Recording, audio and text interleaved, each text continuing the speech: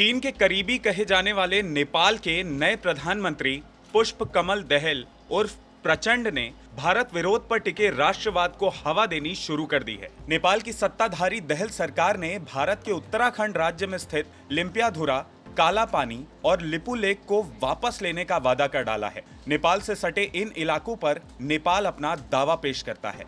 नेपाल सरकार के common minimum programme के तहत जारी एक डॉक्यूमेंट में इस बात का खुलासा हुआ है।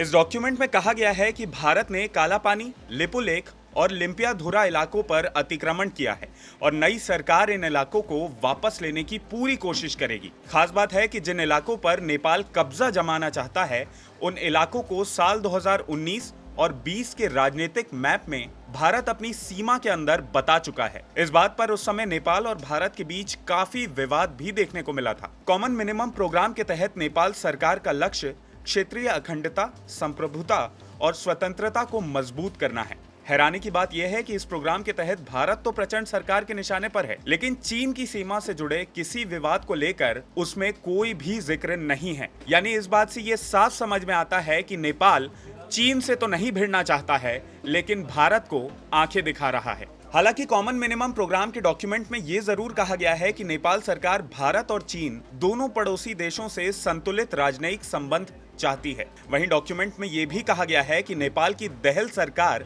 सबसे दोस्ती और किसी से दुश्मनी नहीं वाले मंत्र के साथ आगे बढ़ेगी। अब अगर रिपोर्ट्स की माने तो पुष्प कमल दहल की भारत की जो पहली आधिकारिक यात्रा होगी, उसमें काला पानी, लिपुलेख और लिम्पियाधुरा जैसे सीमावर्ती इलाकों का मुद्दा प्राथमिकता से उठाया जाएगा। हालांकि अभी ये तय नहीं है कि प्रधानमंत्री प्रचंड कब भारत आएंगे।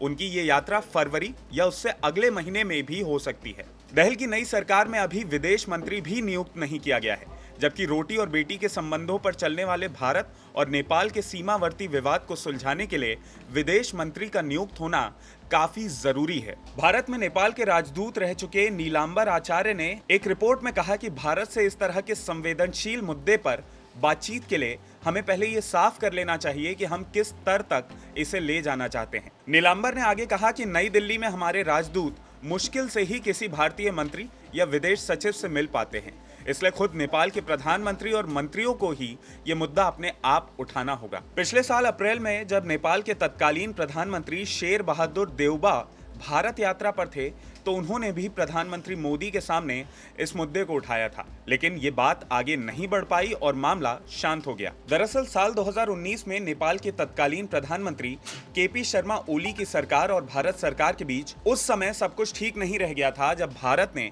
अपना राजनीतिक नक्शा जारी किया था।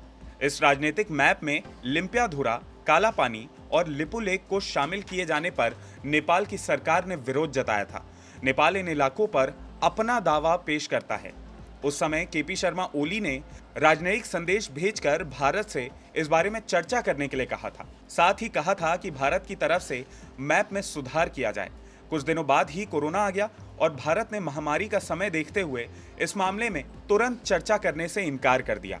अब साल 2020 में मई में जब कोरोना चरम पर था, उस समय भी भारत की तरफ से एक राजनीतिक मैप जारी किया गया, जिसमें तीनों इलाकों को भारत का हिस्सा बताया गया। इस बात पर खफा केपी शर्मा ओली सरकार ने नेपाल का भी मैप जारी किया, जिसमें इन तीनों इलाकों को नेपाली सीमा के अंदर बताया गया। अब ऐसे में नेपाल को नया प्रधान मिलते ही ये बवाल एक बार फिर से खड़ा होता नजर आ रहा है। अब देखना होगा कि पुष्प कमल दहल इस मुद्दे को प्रधानमंत्री नरेंद्र मोदी और भारत की सरकार के सामने किस स्तर तक उठा पाते हैं और भारत इस पर क्या जवाब देता है।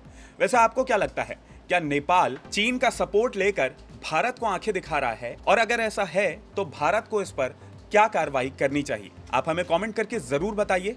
अगर आपको ये वीडियो पसंद आया हो तो इसे लाइक और शेयर करना ना भूलें और IBC 24 के YouTube चैनल खबर विभाग को जरूर सब्सक्राइब करें। नमस्कार।